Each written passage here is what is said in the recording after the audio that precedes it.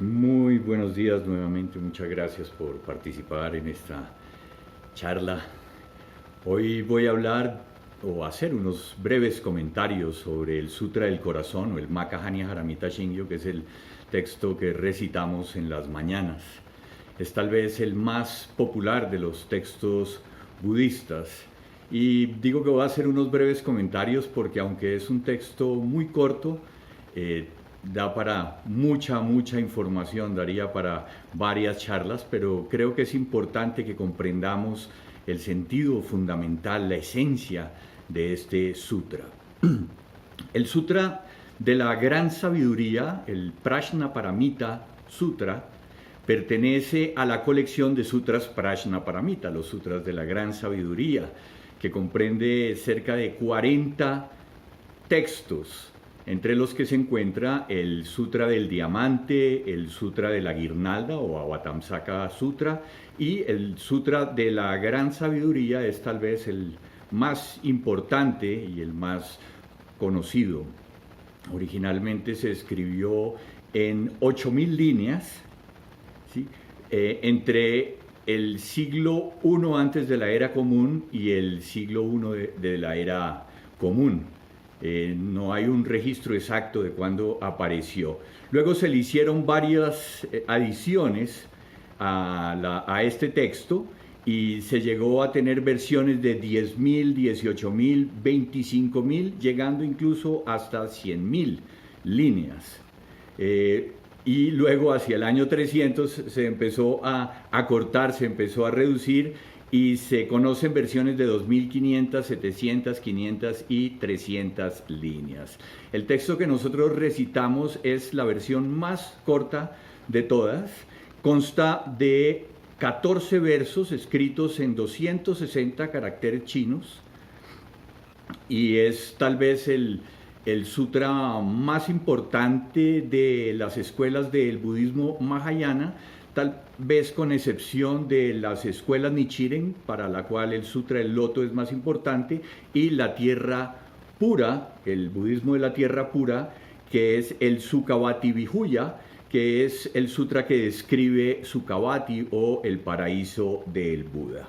Voy a leer entonces la versión en español que tenemos nosotros de este texto, para luego pasar a los comentarios. Dice el texto: Avalokiteshvara Bodhisattva, a través de la práctica profunda de Prajnaparamita, claramente vio que los 5 agregados son vacío y gracias a esta comprensión liberó todo el sufrimiento. Sariputra, la forma no es diferente del vacío, vacío no es diferente de la forma.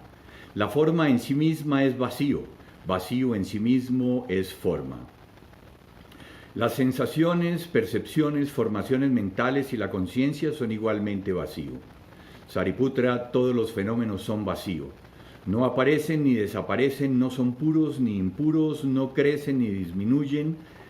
Debido al vacío no hay forma, ni sensación, ni percepción, ni formación mental, ni conciencia, ni ojos, ni oídos, ni nariz, ni lengua, ni cuerpo, ni mente. Ni vista, ni oído, ni olor, ni gusto, ni tacto, ni objetos mentales, ni ámbitos sensoriales, ni ámbito de la conciencia.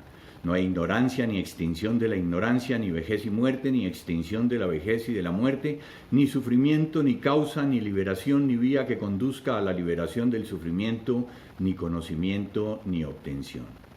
Sin nada que obtener, el Bodhisattva confía en Prajnaparamita y así la mente está libre de obstáculos. Sin obstáculos no hay miedo. Alejado de las visiones erróneas, se realiza el nirvana. Los budas del pasado, presente y futuro confían en Prajnaparamita, por lo cual obtienen el perfecto, completo, insuperable despertar. Por lo tanto, Prajnaparamita es el mantra resplandeciente, el mantra milagroso, el supremo mantra, el mantra incomparable, aquel que extingue todo tipo de sufrimiento, y es verdadero, no falso. Proclamamos el mantra Prajnaparamita que dice: vamos, vamos juntos más allá del más allá hasta la liberación última. Gate gate para sam gate boji svaha. Este es el texto del sutra y como vemos, niega todo lo que hemos estudiado, niega todos los fundamentos del budismo. Entonces vamos a entender por qué es esta la presentación de las enseñanzas del Buda en este texto.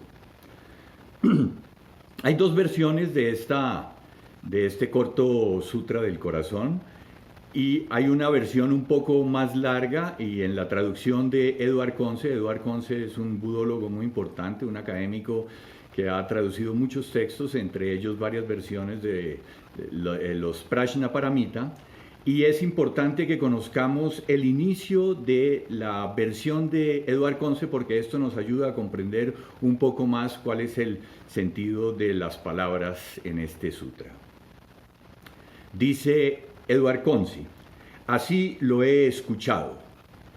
Aquí es Ananda el que está hablando. La mayoría de los textos, o todos los sutras en realidad, empiezan con esta fórmula: así lo he escuchado, porque si recuerdan, Ananda memorizó todas las enseñanzas del Buda, y cuando en el primer concilio recitaba los sutras, las enseñanzas del Buda, entonces siempre empezaba con la fórmula: así lo he escuchado. Continúa el texto. El Señor habitaba en Rajagriha, en el pico de los buitres, junto con una reunión de monjes y bodhisattvas. En ese momento, el Señor, después de haber enseñado el discurso sobre el Dharma llamado esplendor profundo, entró en concentración. En ese momento también el santo Señor Avalokita, el bodhisattva, el gran ser, recorrió el curso de la profunda perfección de la sabiduría. Miró hacia abajo desde lo alto y observó a los 5 skandhas y los vio como vacíos en su propio ser.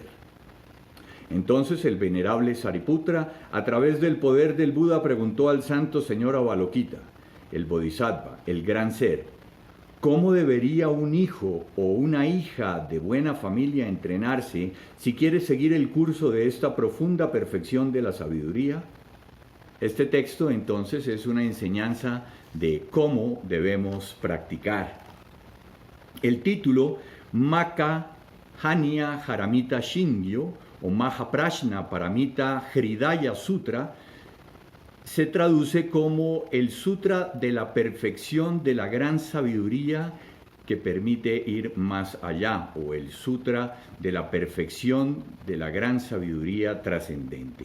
Maha significa grande, entonces, gran, no en el sentido de comparación con algo.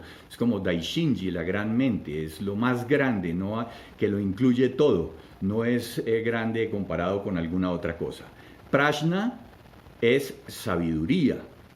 Luego vamos a profundizar un poco más en eso. Paramita es la perfección, una de las perfecciones que el bodhisattva debe completar, y también es entendido como ir más allá o la otra orilla. Por eso es que es trascendente.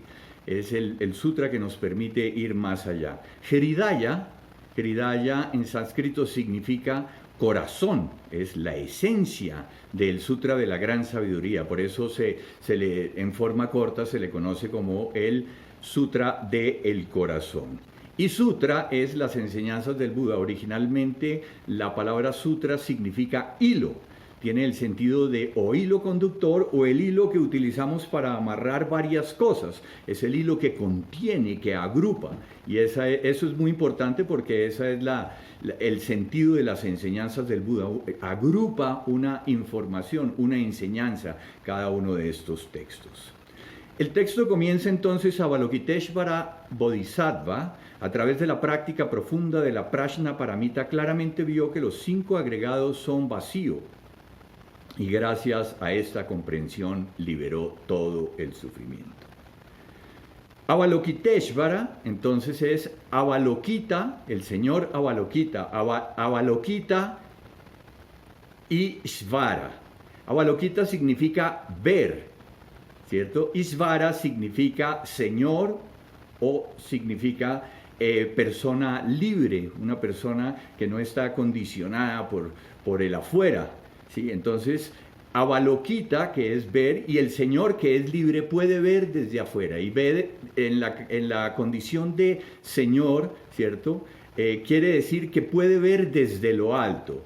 Esto es una connotación metafórica que nos implica que si nosotros nos salimos de nuestra visión horizontal y podemos ver hacia abajo, nos subimos de nuestra posición, podemos ver con mayor claridad, porque si uno ve siempre al mismo nivel, pues no ve todo el panorama. Entonces, por eso, ese es el nombre, Avalokiteshvara, viene de Avalokita Ishvara. Entonces es el bodhisattva que mira hacia abajo, que mira hacia el mundo, que mira el sufrimiento del mundo.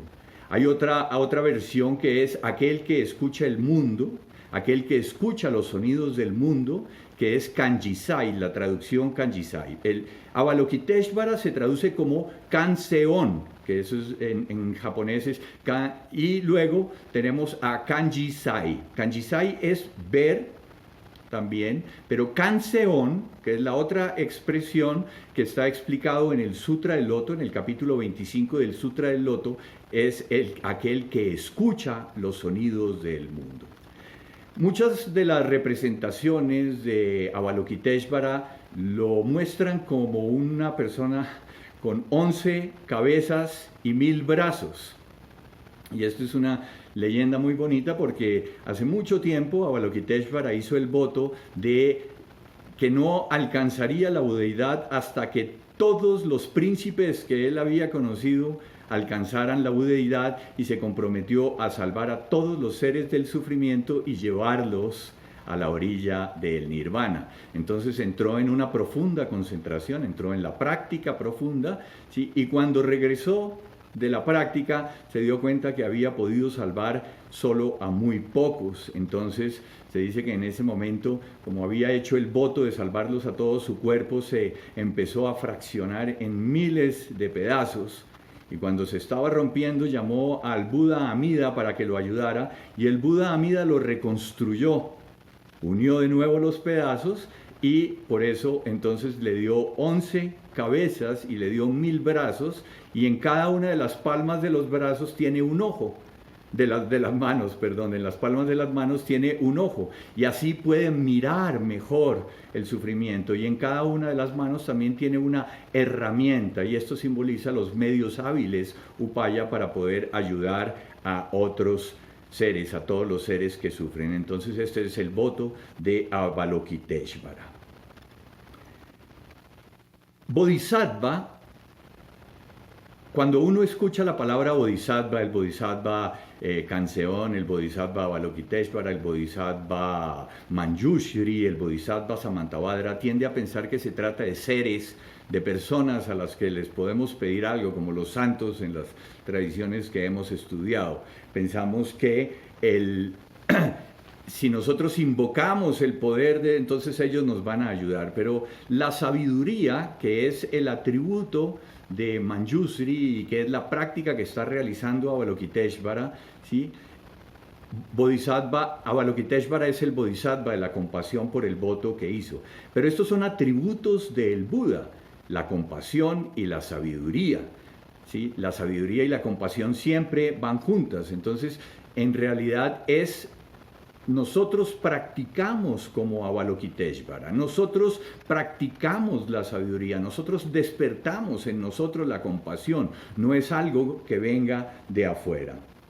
Entonces aquí es una cosa muy importante, es que están hablando de prajna como práctica, cuando estaba practicando la profunda prajna paramita, ¿sí?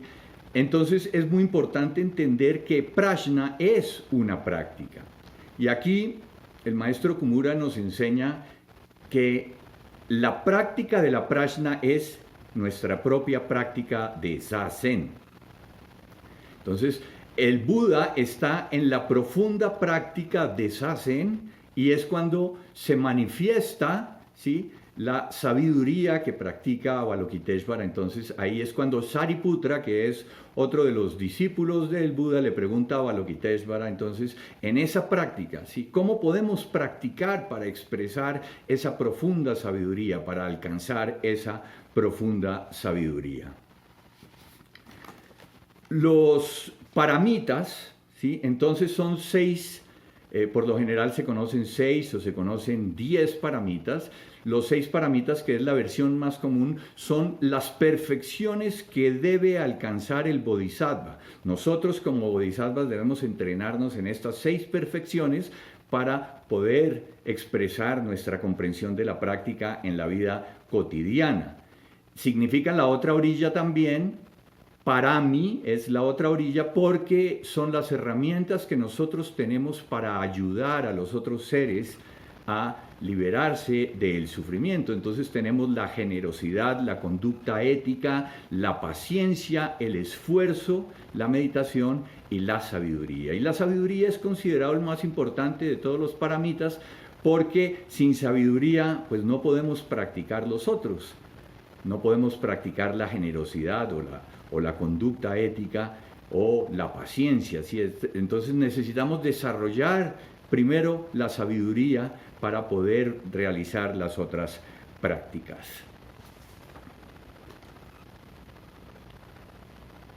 Sabiduría no es conocimiento, no es acumulación de datos. Fíjense que aquí realmente sabiduría es ver con claridad. Sabiduría es lo que nos permite ver la realidad tal como es. ¿Y cuáles son las características de esa realidad tal como es?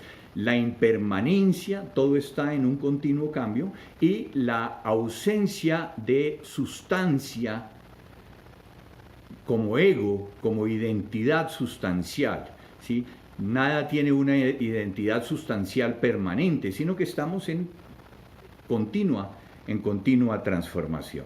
Entonces aquí dice que vio los 5 agregados. Los 5 agregados son los elementos constitutivos momentáneos de la individualidad, y son la forma o el cuerpo, las percepciones, las sensaciones, las formaciones mentales, que también son conocidas como los residuos kármicos, y la conciencia.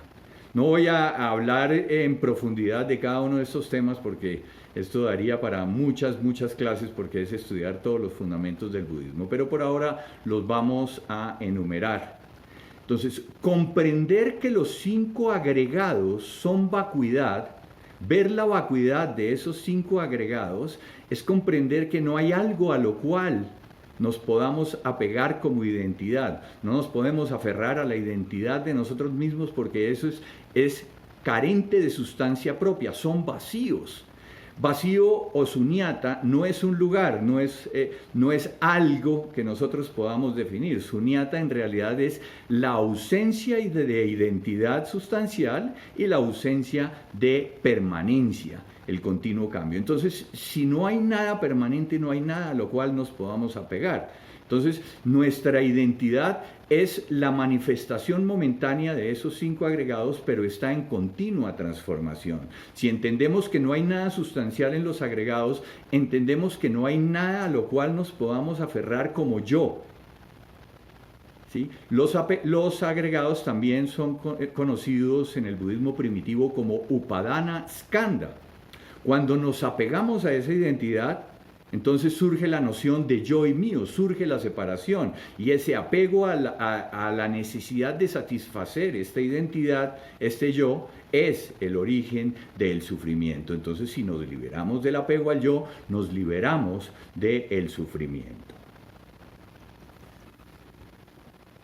Eso es lo que la expresión del maestro Dogen Shinjin Datsuraku, ¿cierto? Abandonar cuerpo y mente, que es ver la vacuidad de esos 5 agregados, y por lo tanto nos liberamos de la identidad del cuerpo y mente, que es una manifestación momentánea. Continúa el texto. Sariputra, la forma no es diferente del vacío. Vacío no es diferente de la forma. La forma en sí misma es vacío, vacío en sí mismo es forma. Las sensaciones, percepciones, formaciones mentales y la conciencia son igualmente vacío. Forma y vacío son los 2 aspectos de la realidad. La realidad fenoménica es la forma y vacío es la realidad absoluta, sunyata. Pero no existen los fenómenos fuera de esa realidad absoluta. Si nosotros negamos la realidad absoluta, Negamos la característica fundamental de los fenómenos, que es ausencia de identidad e impermanencia. Entonces negamos el vacío, no podemos. Si por el otro lado solo nos apegamos al vacío, estamos negando también el aspecto fenoménico de la realidad, y entonces no podríamos estar conversando, no podríamos estarnos comunicando. Son los dos aspectos de la realidad. Recuerden que el Sandokai del maestro Sekito Kisen dice: aferrarse a los fenómenos es ilusión, así como atrapar o apegarse a la vacuidad no es el despertar. Muchas veces creemos que debemos aislarnos de los fenómenos para despertar a una vacuidad donde nada existe, y resulta que entonces no estamos realmente en el despertar, nos dice el maestro Sekito Kisen en su poema El Sandokai. Porque no podemos ver solo un aspecto de la realidad. La realidad tiene esos dos aspectos y es como una danza continua. El vacío se manifiesta a través de los fenómenos, pero los fenómenos carecen de sustancia, luego son vacíos también. No hay nada que nosotros podamos aferrar, ¿sí? Aferrarse a los fenómenos como identidad, como algo sustancial, es la ilusión, es el engaño de la mente, es lo que no nos permite ver la realidad tal como es. Y luego el sutra también está enumerando los 5 agregados nuevamente, que son la materia o el cuerpo, las percepciones, las sensaciones, los procesos mentales y la conciencia. Continúa el texto. Sariputra, todos los fenómenos son vacíos, no aparecen ni desaparecen, no son puros ni impuros, no crecen ni disminuyen. La mente conceptual tiene que escoger. Si nosotros tenemos que tomar decisiones en nuestra vida, pues tenemos que escoger un aspecto determinado de la realidad, el que más nos conviene, ¿sí? Y vamos construyendo este personaje a partir de las ideas rígidas de la realidad, y creemos que ese mapa que hemos construido en nuestra mente es la realidad misma, pero solamente estamos utilizando sonidos, convenciones para expresar unos aspectos fragmentados de la realidad. De hecho, nosotros no vemos la totalidad de la realidad, siempre vemos la realidad de una manera fragmentada, empezando porque nuestros sentidos son limitados. Y esa mente conceptual siempre está comparando. ¿Por qué? Porque siempre está buscando la autogratificación. Entonces, al buscar la autogratificación, busca lo que es mejor que lo otro y trata de rechazar lo que es peor. Entonces, siempre hay una cosa que es más grande que otra, una cosa que es más bonita que otra, más agradable que la otra. Entonces, estamos permanentemente comparando. Pero las cosas solo son comparables desde la perspectiva de nuestra mente conceptual, desde las ideas que nos hemos creado de los fenómenos, de lo que creemos que es la realidad, pero no hay nada que nosotros podamos atrapar. Entonces ahí ya todas esas comparaciones que nosotros hacemos sobre la realidad pierden sentido. Nosotros mismos nos identificamos con nuestra identidad, nos identificamos con nuestro yo, con nuestro ego. Pero el maestro Okumura, en los comentarios que hace sobre este texto, tiene un ejemplo muy simpático que me gusta, y es el de una cascada. Una cascada es una quebrada o un río, ¿sí?, que está fluyendo y de pronto encuentra un desnivel de altura.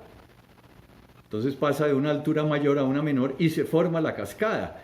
Pero la cascada es simplemente una percepción momentánea de ese flujo que cambia de altura, pero la cascada como tal no existe. Si el río deja de fluir, pues no vemos ninguna cascada. Entonces el flujo, en su cambio momentáneo, se manifiesta como cascada. Y es lo mismo que pasa con nosotros. Nuestras circunstancias momentáneas, nuestros agregados, nos hacen tener esta apariencia momentánea de lo que somos, pero simplemente es la vida que está fluyendo a través de nosotros y se manifiesta a través de estos 5 agregados. En el Sutra del Diamante está escrito: Todas las existencias condicionadas son como sueños, fantasmas, burbujas, sombras, gotas de rocío, relámpagos. Debes pensar en las cosas de esta manera. ¿Sí? El maestro Dogen habla también en el Fukan-sa Sengi de la chispa de golpear dos sílex, ¿no? Lo efímero de las circunstancias, lo efímero de la vida. ¿Sí? No hay nada que nosotros podamos atrapar. En el momento en que creemos que hemos atrapado algo, ya no está. Es como el ejemplo que he puesto muchas veces cuando vemos el agua de un lago y no podemos atrapar el agua, todo el agua del lago cerrando la mano, simplemente nos mojamos. Entonces eso es lo mismo que pasa con nuestros conceptos, con nuestra mente conceptual. Simplemente nos mojamos, cogemos un poquito de esa realidad y creemos que es la totalidad de la realidad. Debido al vacío no hay forma, ni sensación, ni percepción, ni formación mental, ni conciencia. Entonces otra vez vuelve a negar los 5 agregados, que negarlos es hablar de su característica de impermanencia, de su fluido constante. Ni ojos, ni oídos, ni nariz, ni lengua, ni cuerpo, ni mente, ni vista, ni sonido, ni olor, ni gusto, ni tacto, ni objetos mentales, ni ámbitos sensoriales, ni ámbito de la conciencia. Estos son en realidad los 18 ámbitos sensoriales, que son los 6 órganos sensoriales, los 6 objetos sensoriales y las 6 conciencias sensoriales. Entonces, al ojo, que es el órgano sensorial de la vista, corresponden los objetos visuales, ¿sí? Entonces, las formas, los colores, y a eso corresponde también la conciencia visual. Conciencia visual es lo que en el ojo permite detectar el objeto correspondiente. Entonces, así cada uno de los órganos sensoriales tiene una conciencia, por eso se habla de los 18 ámbitos. Y esa es la manera como nosotros entramos en contacto con el mundo, a través de nuestros sentidos. Nosotros percibimos el mundo de una manera fragmentada, vemos lo poquito que podemos ver, oímos lo poquito que podemos oír, ¿sí? Y construimos el mundo a partir de estas percepciones. Pero frente a la realidad tal como es, no podemos fragmentarla desde la perspectiva de nuestros sentidos, ¿sí? Porque tenemos que entender que hay algo mucho más allá, algo que aunque no lo podamos percibir, sigue existiendo. Aunque no lo veamos, nosotros no vemos las ondas electromagnéticas, no vemos las microondas, sin embargo están ahí, podemos comunicarnos a través de ellas con nuestros aparatos. Entonces, aquí está negando los 18, que es una enseñanza muy importante, los 18 ámbitos sensoriales, que es a través de lo cual nosotros entramos en contacto con el mundo. En Sunyata, en la experiencia misma de la Prajna Paramita, de la gran sabiduría, no hay nada que nosotros podamos atrapar desde nuestra mente conceptual. No hay ignorancia ni extinción de la ignorancia, ni vejez y muerte, ni extinción de la vejez y de la muerte.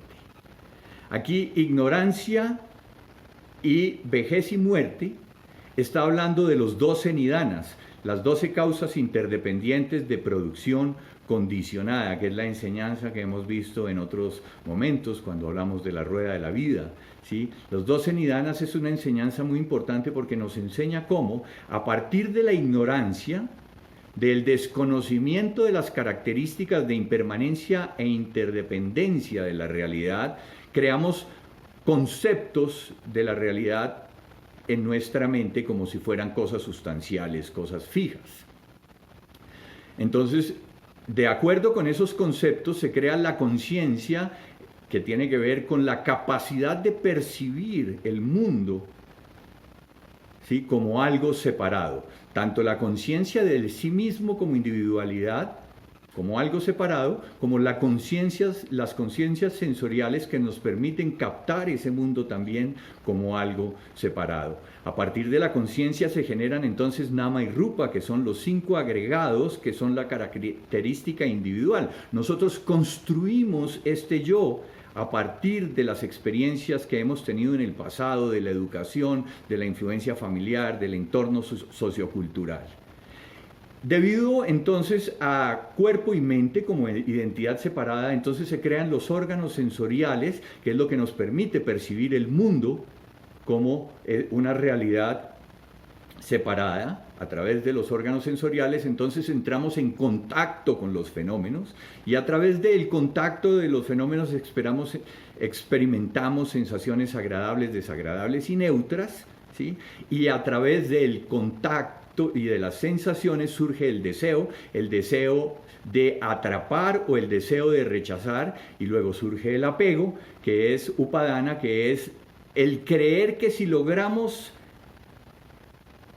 aferrar lo que nos produce satisfacción y mantener alejado lo que nos produce la insatisfacción, entonces vamos a ser felices, ¿sí? Ese es el apego. Entonces, debido al apego surge el deseo de la existencia, ¿no? El devenir, y debido al devenir, que es la posibilidad de existir como algo separado, surge el nacimiento y la muerte, y debido al nacimiento y la muerte surge la ignorancia. Esos son los 12 nidanas, con la manera como nos relacionamos con el mundo. Sin embargo, aquí nos dicen que tampoco existen esos 12 nidanas, tampoco existen esas causas. En el momento en que estamos aquí presente no hay un flujo del antes al después. En el Genjo Koan, el maestro Dogen dice que la madera se convierte en ceniza, ¿sí?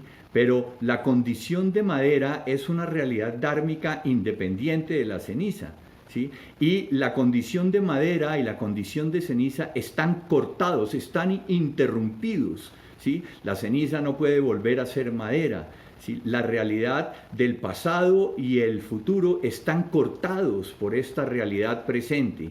Entonces, en este momento, aunque están presentes pasado y futuro, tampoco existen realmente como algo sustancial, solo existen en nuestra mente conceptual. Entonces, tampoco existe desde la perspectiva del nirvana. Podemos liberarnos también de esas 12 causas interdependientes, y de hecho lo hemos visto como nosotros, si cortamos en algún momento este ciclo de samsara, podemos liberarnos del sufrimiento que se produce a través de ese encadenamiento.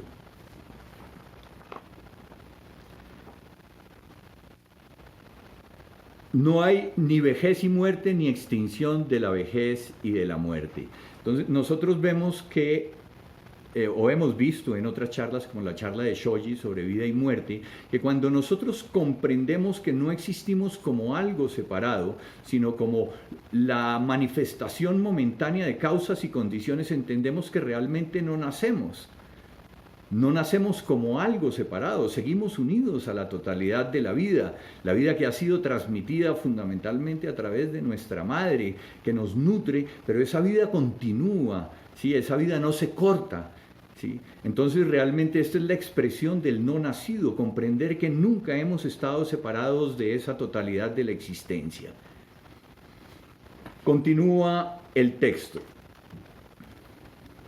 Bueno, también hay una cosa, y es que habla de que no hay ignorancia ni extinción de la ignorancia. Me iba a saltar esa parte. Nosotros creemos muchas veces cuando llegamos a estas prácticas espirituales que debemos buscar algo llamado iluminación huyendo de la ignorancia, que si nosotros logramos quitarnos la ignorancia, entonces vamos a convertirnos en seres iluminados.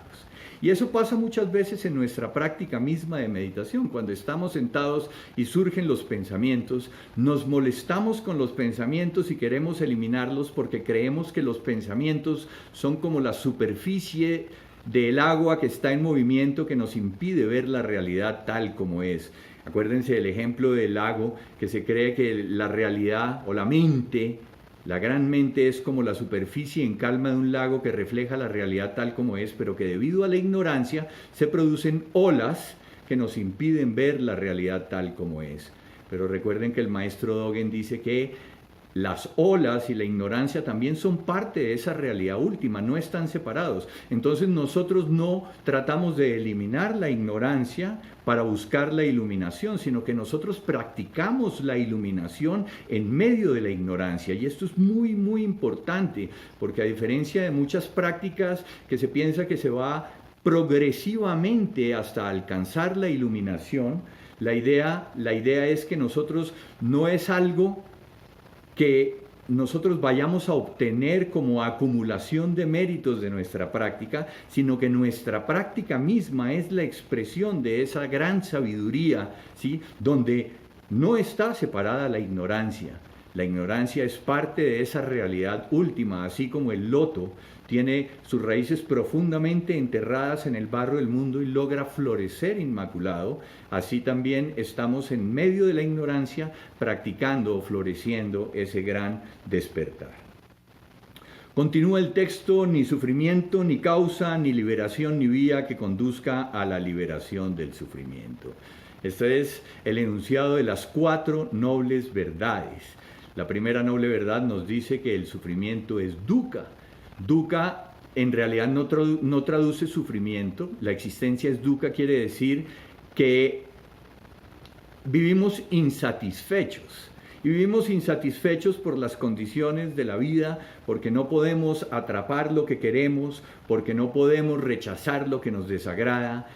Sufrimos por la enfermedad, por el envejecimiento, sufrimos por la muerte y sufrimos porque aunque nosotros quisiéramos que el mundo correspondiera a nuestros deseos, pues no es así. Y cuando nosotros queremos algo y creemos que vamos a ser felices una vez que lo hemos obtenido, entonces podemos perderlo o resulta que no era lo que estábamos esperando, ¿sí? De la misma manera tratamos de rechazar, pero nos toca estar al lado de personas que no nos gustan y a veces tenemos que estar separados de las personas que queremos. Entonces, eso son las características del sufrimiento que define el Buda en su primer sermón de las 4 nobles verdades. Pero también nos dice que el apego, el aferramiento a esas cosas que damos por sentadas como realidad, pensando que vamos a obtener, como lo vimos en los 12 nidanas, vamos a ser felices, pero en realidad el apego es a algo insustancial, a algo que es como si cogemos una burbuja y queremos, cuando vamos a ver, pues no hay ninguna burbuja de jabón en nuestras manos. Luego nos dice que existe la liberación del sufrimiento, nirvana.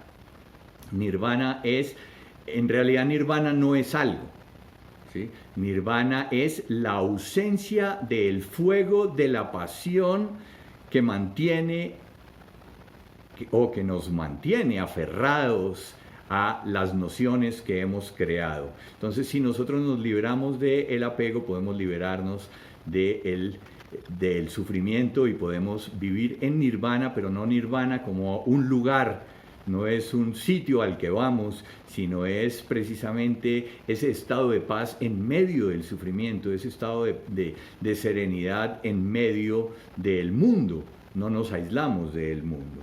Y luego está el camino que lleva a la liberación del sufrimiento, que es el noble sendero óctuple, que es comprensión, pensamiento, palabra, acción, medios de existencia, esfuerzo, atención y meditación justos o correctos. Lo digo así corriendo porque pues no voy a entrar en profundidad de esto. Pero lo más interesante es que aquí el texto nos está diciendo que tampoco existen. No existen ni el sufrimiento, ni la causa del sufrimiento, ni la liberación del sufrimiento, ni el camino que lleva a la liberación del sufrimiento. Y aquí hay un punto muy importante, o sea, está negando la enseñanza fundamental del budismo, pero no la niega porque sea falsa. La niega porque si nosotros tenemos en nuestra mente alguna concepción de lo que es esta enseñanza, nos vamos a aferrar a las ideas. Esa es una de las características del fundamentalismo. Cuando creemos haber entendido y si nosotros creemos que tenemos la razón, pues los que piensan diferente están equivocados. Entonces, debemos utilizar las enseñanzas como el Buda mismo nos enseñó, como el Buda lo transmitió como una barca para atravesar de la orilla del nirvana a la orilla, de la orilla del samsara a la orilla del nirvana, ¿sí? Pero debemos trascender esas enseñanzas, no nos podemos quedar cargando la barca sobre nuestros hombros por si encontramos otro río. Entonces, las enseñanzas debemos utilizarlas, incorporarlas y debemos trascenderlas. Entonces hay una característica muy particular en el budismo, a diferencia de otras muchas tradiciones, y es que negar el budismo, negar las enseñanzas mismas del budismo, es afirmar el budismo, ¿sí? Parecería contradictorio, pero el budismo que se niega a sí mismo es budismo, ¿sí? Y esa es una de las grandes enseñanzas, porque nosotros creemos que debemos aferrarnos a las nociones, debemos aferrarnos a las enseñanzas, y eso realmente pues no nos sirve para nada, porque en el momento de expresar nuestra comprensión en la vida cotidiana, pues no vamos a citar las referencias textuales, sino cómo nos comportamos con los demás seres. ¿Producimos sufrimiento o no producimos sufrimiento? ¿O producimos alivio por el contrario? Continúa el texto: ni conocimiento ni obtención. Sin nada que obtener, el Bodhisattva confía en Prajna Paramita. Y aquí está la expresión Mushotoku, que la decimos con mucha frecuencia. Nuestra práctica debe ser Mushotoku. La expresión Mushotoku literalmente significa sin ganancia, sin obtención, como en el balance de contabilidad, los egresos y los ingresos. No hay ingreso, no hay egreso, no hay ganancia en esta práctica. Recuerden la expresión del maestro Kodo Sawaki Sazen: no sirve para nada, porque no es una práctica para reivindicar el ego, ¿sí? Entonces no debemos buscar nada. Cualquier cosa que nosotros busquemos en nuestra práctica va a ser otro factor de sufrimiento. Si nosotros queremos huir de samsara para buscar nirvana, vamos entonces a producir más samsara, vamos a producir más encadenamiento al sufrimiento, porque vamos a perseguir una idea en nuestra mente, y nosotros realmente no podemos entender conceptualmente lo que significa nirvana.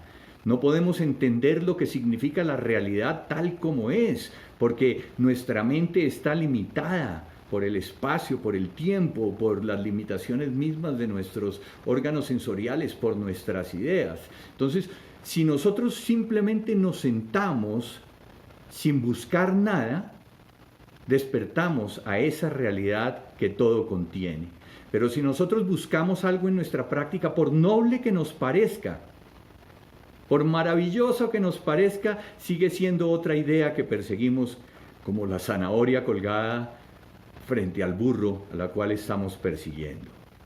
Entonces, Mushotoku es una expresión muy importante, porque en el momento en que estamos sentados, ¿sí?, nosotros no tenemos ninguna intención de nada, y como no tenemos ninguna intención, no producimos consecuencias kármicas, no producimos vipaka, que son los frutos del karma, y no violamos los preceptos, y todo se manifiesta como lo expresa el Sutra de la Prajna Paramita, de la gran sabiduría, de la perfección de la sabiduría.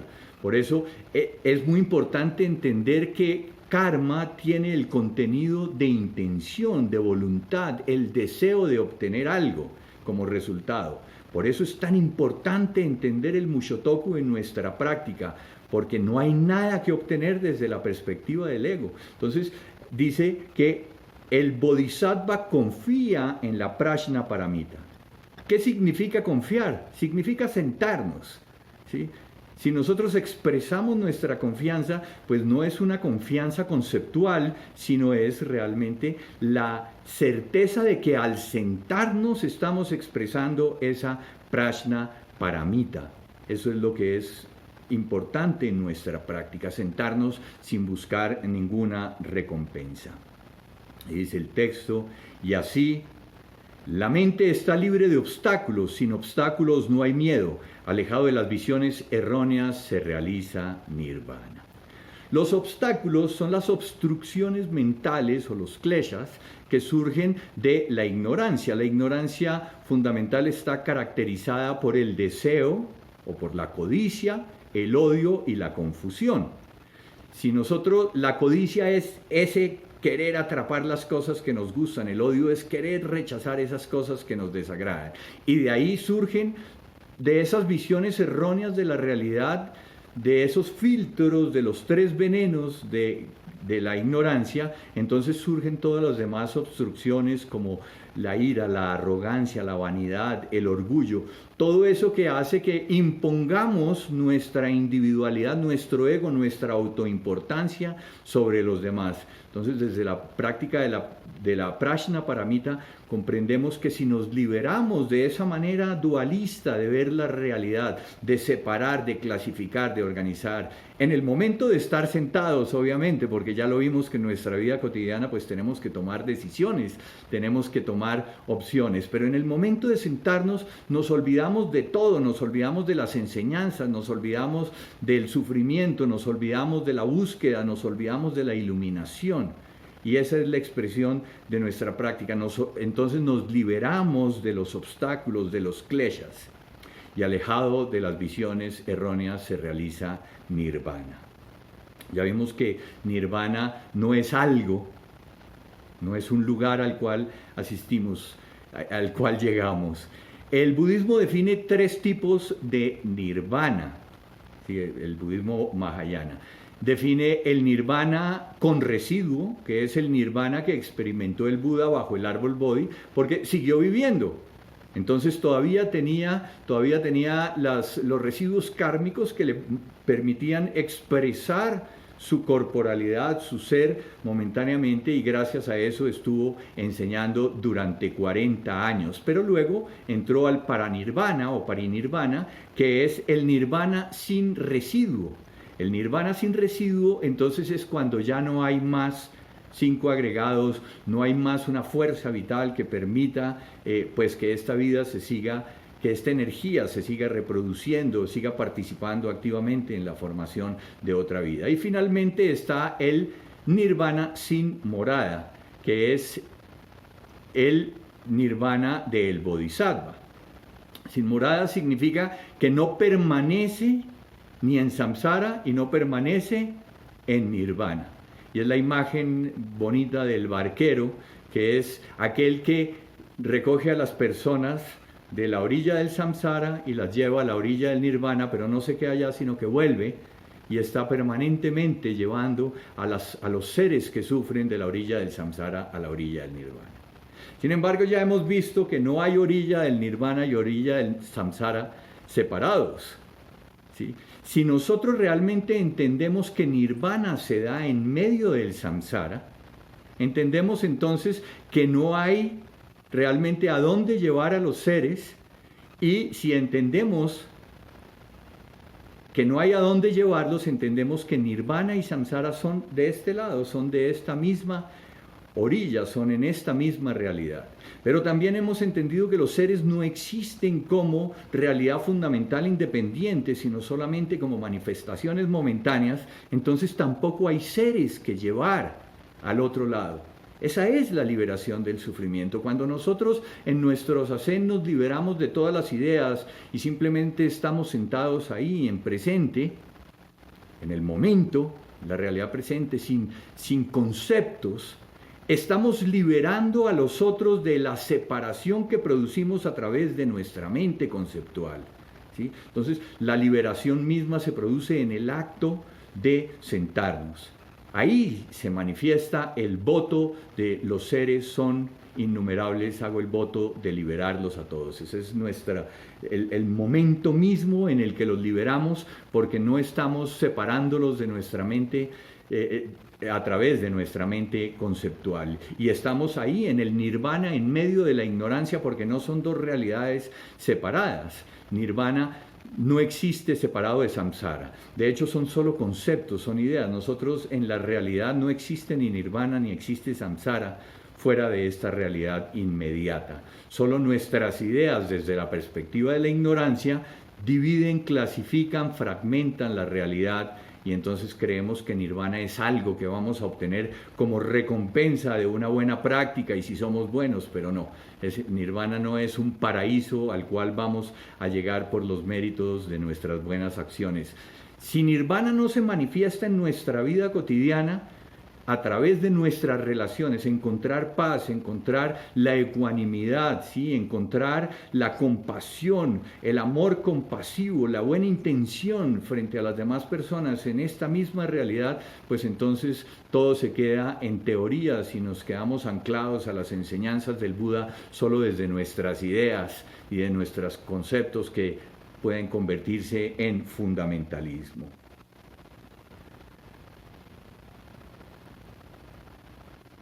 Despertar es ver la ilusión como ilusión sin tratar de eliminarla. Muchas veces estamos sentados en Zazen y surgen los pensamientos y creemos que los pensamientos son obstrucciones a nuestra práctica, que el ideal de la práctica es no tener pensamientos. Pero realmente nosotros en nuestra práctica lo mismo debemos entender que practicamos en medio de los pensamientos. No tratamos de eliminarlos. Lo que no hacemos es identificarnos con ellos. Están los pensamientos, pero los pensamientos no me pertenecen. Yo no soy los pensamientos. Continúa el texto: los budas del pasado, presente y futuro confían en Prajnaparamita, por lo cual obtienen el perfecto, completo e insuperable despertar. Ya vimos que la confianza es el practicar, el sentarnos, ¿sí? Todos los budas de los 3 tiempos. Aquí hay una cosa importante que también es una referencia al Sutra del Loto, ¿sí? Que lo hemos mencionado también en otras charlas, y es que la función de los budas, ¿por qué vienen los budas al mundo? Nos dice el Sutra del Loto que vienen para abrirnos los ojos, para que podamos ver la realidad como budas. ¿Qué es ver la realidad como budas? Ver la realidad tal como es. ¿Y cuál es esa talidad, esa característica de talidad de la vida, de la realidad tal como es? Es la impermanencia y la ausencia de un ego sustancial.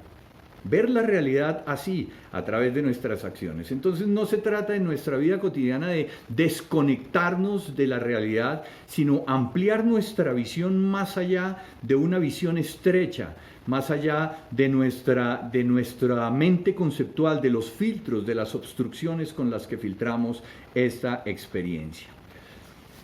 Y dice el texto: por lo tanto, Prajnaparamita es el mantra resplandeciente, el mantra milagroso, el supremo mantra, el mantra incomparable, aquel que extingue todo tipo de sufrimiento y es verdadero, no falso. Proclamamos el mantra Prajnaparamita que dice: vamos, vamos juntos más allá del más allá hasta la liberación última.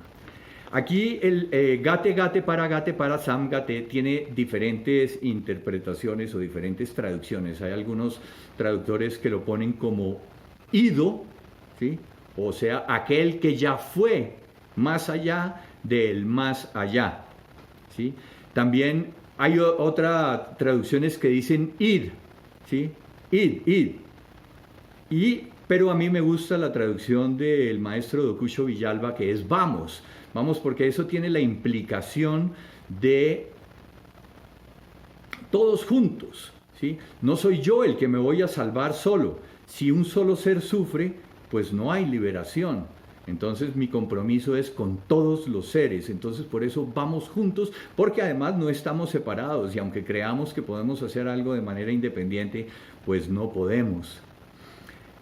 Mantra aquí tiene una característica, y es que por lo general se habla de las 2 enseñanzas de los sutras, que tienen una enseñanza implícita y una enseñanza explícita. Entonces, la enseñanza explícita que se manifiesta a través de todo lo que hemos visto antes del sutra, que es la expresión de la vacuidad de una manera concreta y explícita. Pero luego está como la enseñanza, por decirlo de alguna manera, encerrada, la enseñanza esotérica que está dentro de este mantra.